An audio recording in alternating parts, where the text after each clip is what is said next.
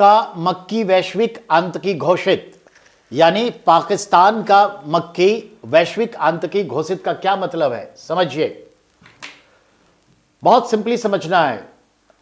पाकिस्तान को तो कहा ही जाता है आतंकवादियों का कारखाना, आतंक का कारखाना, जिसे संचालन करती है वहां की सरकार ही, और वहां का इंटेलिजेंसी ब्यूरो और वहां की मिलिट्री मिल करके करती है।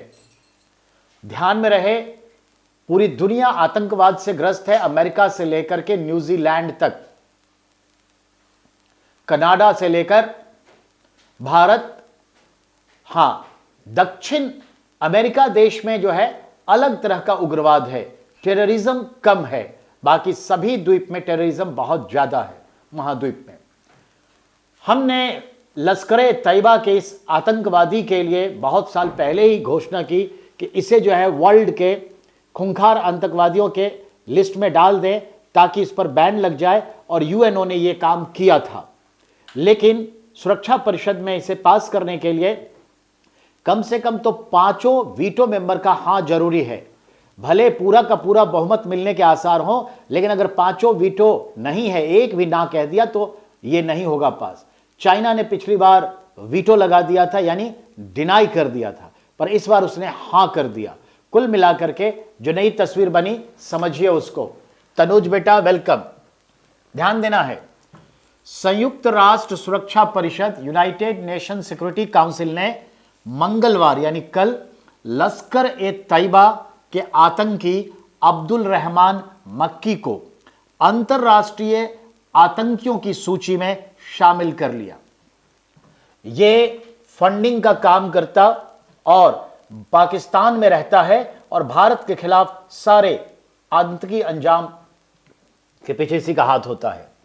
अब समझिए, 4 और आतंकियों पर चीन ने नहीं होने दिया फैसला, उससे कोई लेना देना नहीं है। अब पॉइंट कहां है, अगर सुरक्षा परिषद में यह पास हो जाता है तो फिर क्या इसका असर पड़ता है, यही जानना है। ध्यान देंगे, सुरक्षा परिषद के फैसले का क्या होगा असर, ध्यान देंगे।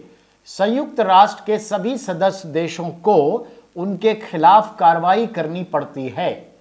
यूएनओ के जितने मेंबर हैं अब इसके खिलाफ कार्रवाई करेंगे। उनकी गतिविधियों पर लगाम लगाना होता है, उनकी फंडिंग बंद करनी होती है और कानूनी कदम भी उठाने पड़ते हैं। समझ में आ गई बात? तो ये ध्यान में रखेंगे।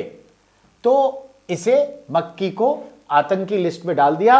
अब ध्यान देना है, कुल मिलाकर के किसको शामिल किया है और जब इसमें शामिल हो जाता है तो क्या होता है, यह भी समझ गए। और हां, ये जो सुरक्षा परिषद है जिसे हम लोग कहते हैं यूनाइटेड नेशन सिक्योरिटी काउंसिल, संयुक्त राष्ट्र सुरक्षा परिषद, इसका एक नाम है, मालूम है क्या?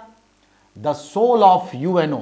इसको कहते हैं, सब लिखें, द सोल ऑफ यूएनओ, मतलब लिख लेंगे यूएनओ की आत्मा। सीधा पूछेगा यूएनओ की आत्मा किसे कहा गया है, तो कहेंगे सुरक्षा परिषद को कहा गया है। ये गांठ बांध ले। बिल्कुल तनुज ने सही कहा, यूएनसी उनका आत्मा कहते हैं। देखा, सबको याद है, पढ़ाए हुए हैं तो बहुत खूब। मधु कह रहे सर एनसीईआरटी बुक में गौतम बुद्ध का 550 बार जन्म ऐसा बुक में है, आप 500 बताए थे।